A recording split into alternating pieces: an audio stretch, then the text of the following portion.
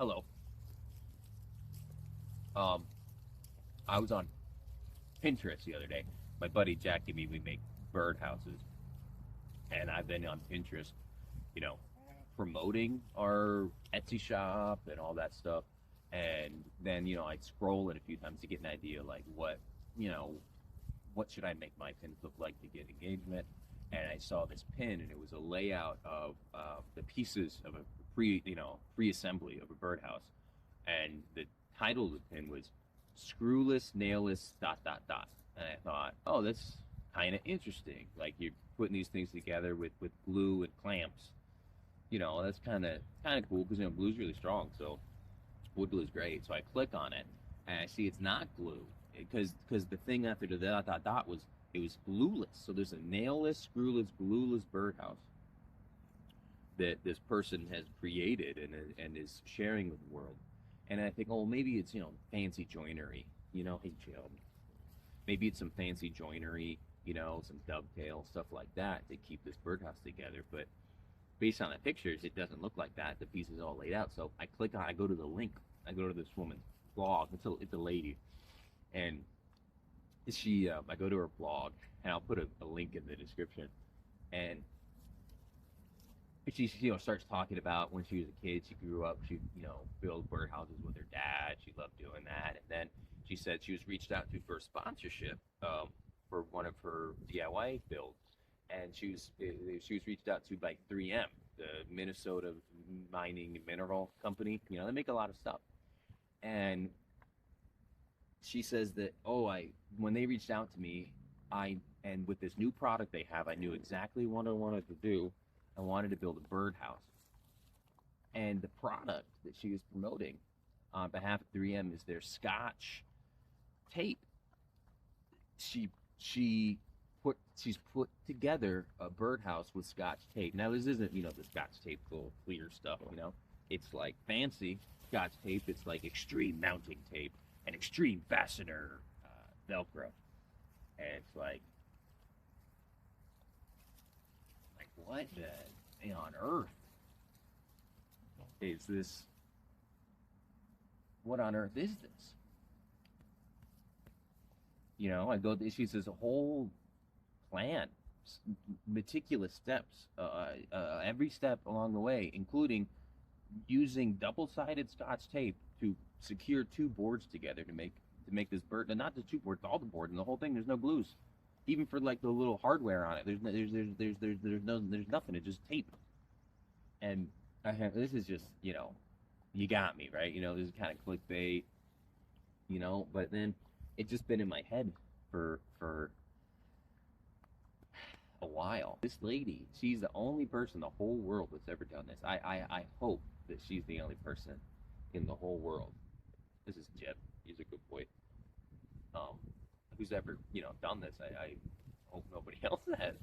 Because the other thing too is she lays out that you need a miter saw and a table saw, and who was a miter saw and a table saw, but doesn't want to doesn't have access to screws or glue or nails. They're like pennies, and instead is gonna go out and buy this $20 super grip tape.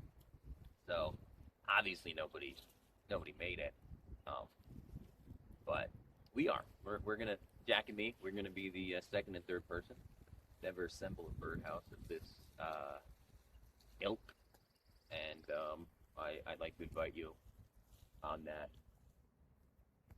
adventure. So toodaloo.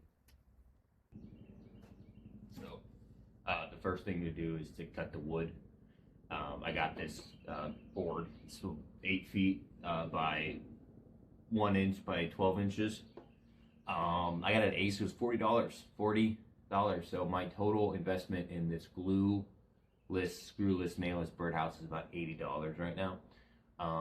She has a cut list. The cut list is there's some weird discrepancies on it so I might adjust it slightly. But yeah, I'm just gonna cut these up.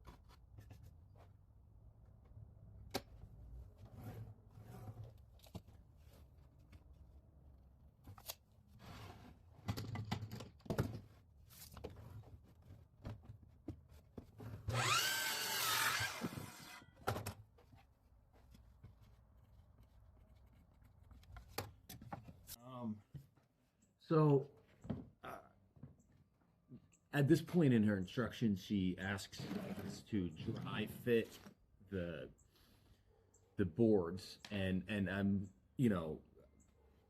confused. So here's the base piece, and then I have my front, all right, and then I have my back. Cool. And then I have the roof, which, that's fine there. It makes sense. It's really hard to dry fit this. Now, then there are the sides, and I think I did something wrong somewhere, or it's the instructions fault. So I'm gonna go back to the instructions and figure that out.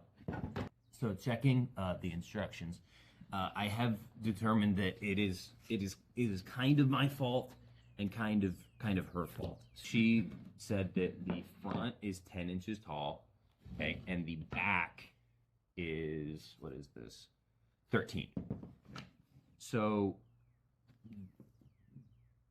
that makes, so I cut these, 10 inches, 13 inches. Now she said the sides are going to be 10 inches by 4 inches. So that's 4 inches across here, and then the length of 10. Now, in my head, and if I had thought about it a little bit, I kind of would have figured it out. But in my head, when I think the length of this piece is 10 inches, I think that is its total length, right? So from here to here. She meant it, instead of cutting 10 inches this and then doing the 33.9 degrees here, I was supposed to measure 10 inches and then cut 33.9 degrees here so that this side would be 13 inches. So, it makes sense in some way, but I just feel like you should have said 13 inches by 4 inches and then the miter. I don't know. Correct me if I'm wrong. I've never read an instruction manual for. Hello. So I ran cutting it again, fixing it, and I ran into more issues, and it just brings me back to what I always say is don't measure things, because that's where you make mistakes. The adage is measure twice, cut once, and I'm don't measure if you don't have to, right? Because when you're building something like this, your inches don't really matter. What you care about is the relationship between one piece of wood you're working with and the other piece of wood you're working with. So I want this, the slope of the side to match the bevels on here. And so instead of doing math and figuring out, if I cut it this angle, then it needs to be this long, I can just put the boards up next to each other and then mark it, right? So I'll go, okay, that is where it needs to be, mark, cut, and that's why my favorite tool is the combination square, because you can just get a measurement off of something. So I want to figure out the length of the board. I adjust my combination square, and I have it. I don't have to look at the numbers. This is the length of that board. So if I want to recreate it, I just use this and I mark it. So that's just my advice, not for today, but forever. Don't measure if you don't have to. Anyway, the tape has arrived, so that's going to be fun. Heaven forbid any birds actually decide to raise their young in this home. I'm going to put kerfs on the inside so that the baby birds are able to crawl out of it. It makes me paranoid, thinking that I could make some kind of horrible death trap for these animals.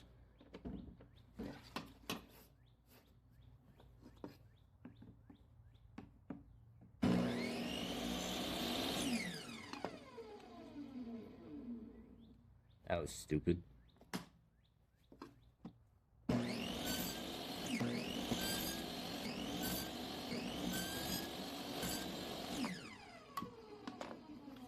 that's probably good right there, because I imagine any nest's going to be a little bit thicker than that. So,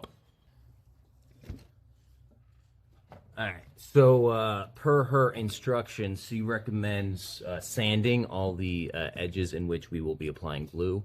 I'm sorry, not glue. Tape, which is just glue, really, with a backing, but so that the glue adheres. So I'm gonna do that.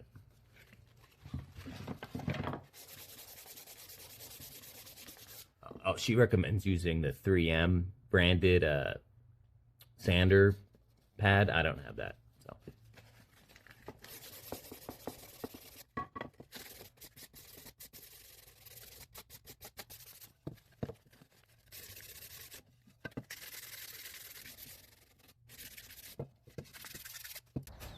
We've now entered what the DIY Dreamer calls the fun step, which is assembling. I've stained the pieces. I filmed it, but it was really boring, so these are like green. Anyway, so just putting it together. So here's the tape, and here we go.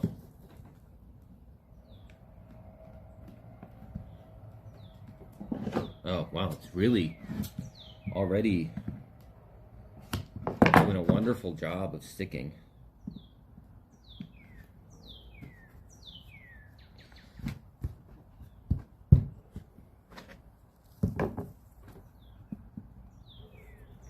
Now, you know, I understand a part of that probably the stain. But like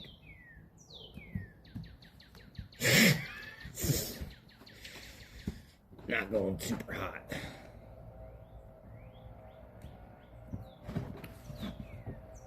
I don't have fingernails, so. Oh my god. Alright.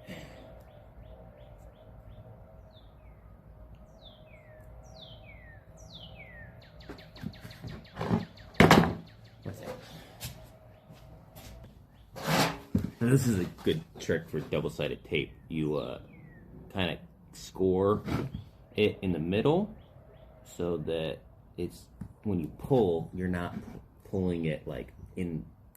This isn't really working for us anyway, but see, it's slightly easier.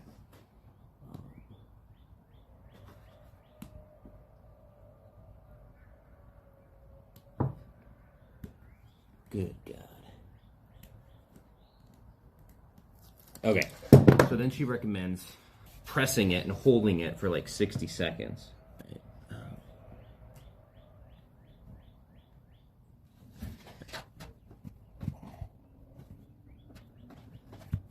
At this point, you just get a clamp. Like, this isn't any... I mean, we've already been over this. This is futile and pointless and serves no purpose. I really regret this. You know what? I'm gonna do a little shortcut here.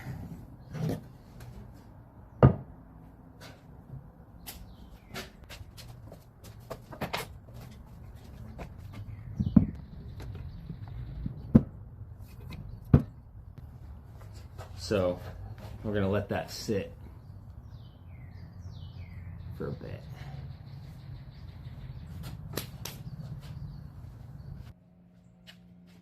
Okay, so let's see. Ooh.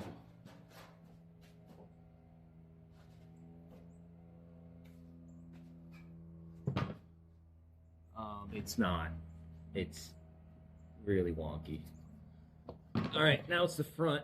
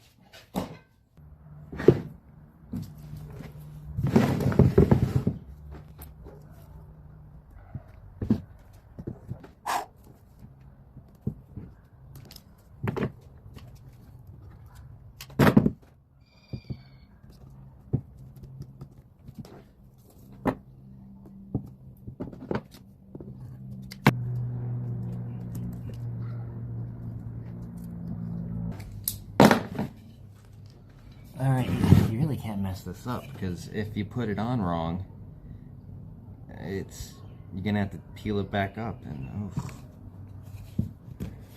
All right, there we go. So we have the house, and like honestly, it's oh god, no, it's not sturdy at all. You don't really want to pull on it in any way or form. So she has recommended now us using a second product, Scotch, extremely strong. What is this? What it? Fasteners. So that the roof is openable and we can service it in the off season, which, you know,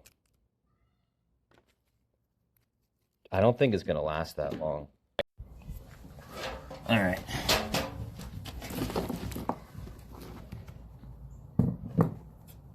This should be slightly easier because it's not double-sided. You know what I wonder though, and I haven't checked the instructions. I wonder how like I'm supposed to mount this because it's sealed, you know, basically. I mean, I could do like a screw down here, but you need a really long like extender. And then you could do it from the back. Yeah, you could do it from the back right here. I guess that's what, well, but that would involve a screw, wouldn't it? That would involve a screw. So I wonder if that breaks her rule. We will see. This already popped off. All right.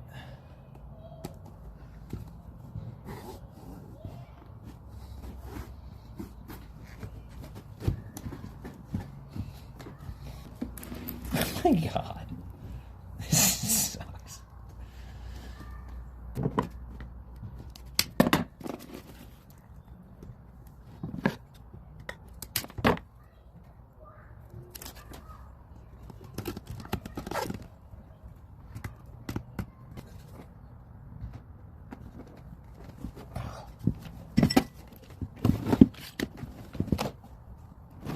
Oh, it's already coming off.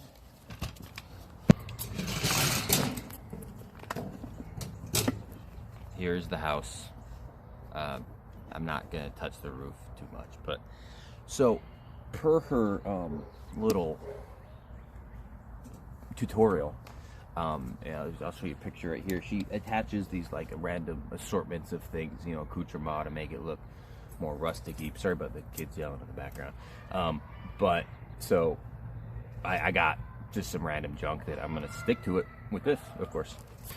This is a bottle opener thing that is going to become the perch. Should be easier than everything else we've done so far, I hope, because it's actually gonna stick a little bit better. Oh, it also says, like, in the thing, she's like, I'll put it up here, that the tape underneath where you're supposed to put the holes, you know, where you're supposed to put the nails, looks good. Like, it looks like it's like a fastener.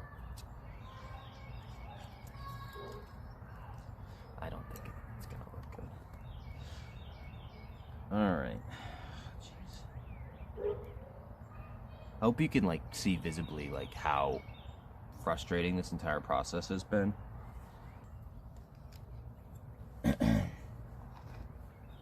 So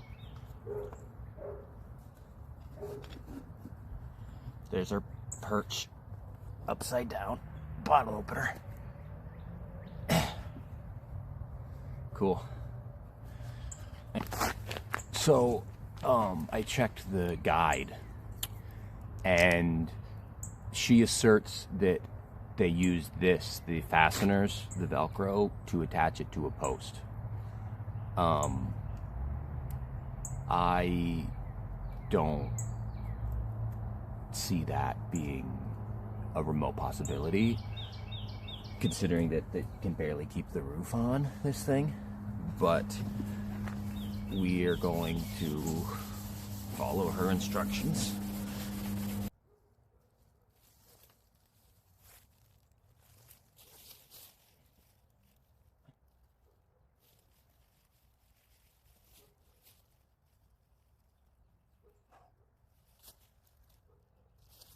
So I finished it. It's been up for about a minute, and I don't see it lasting much longer than that. It's literally falling apart right now. I didn't do this. This was a horrible experience. And it just completely fell apart. And I'm gonna go home now. So, thank you, DIY Dreamer, for your inspiration.